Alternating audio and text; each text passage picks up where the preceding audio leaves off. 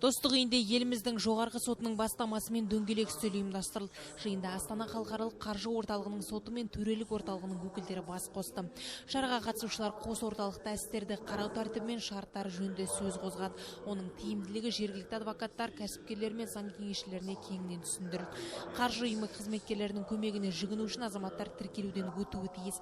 Бұл онлайн түрде жүзеге асады. Орталықтың негізгі мақсаттарының бірі инвестиция тарту, яғни Нью-Йорк пен Лондоннан Дубайға, Гонконг пен Сингапурға дейінгі озық қаржы орталықтарының үздік тәжірибесі мен қазіргі заманғы мүмкіндіктерін біріктіру көзделген.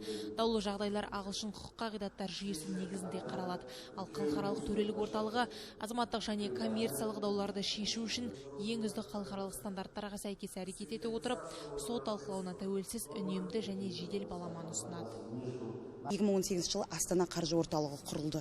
Аталған қаржы орталығы қандай қызметпен айналысады, оның қандай органдары бар. Сол органдарының бір органы ол сот. Осы қаржы орталығының соты және арбитраж орталығы болып табылады. Бұл инвесторлардың мәселесін шешетін, инвесторлардың дауларын қарайтын орган болып табылады. Бұл органдардың жұмыс жасап жатырғандығы туралы біз өзіміздің Маңғыстаудың жергілікті инвесторларына, сонымен қатар бизнес өкілдерімен таныстыру ең алғашқы мақсатымыз. Егер де қандай да бір бизнес өкілі егерде сенімсіздік туылса біздің сот жүйесіне, онда осы қаржы орталығына, арбитраж орталығына жүгінуге болады.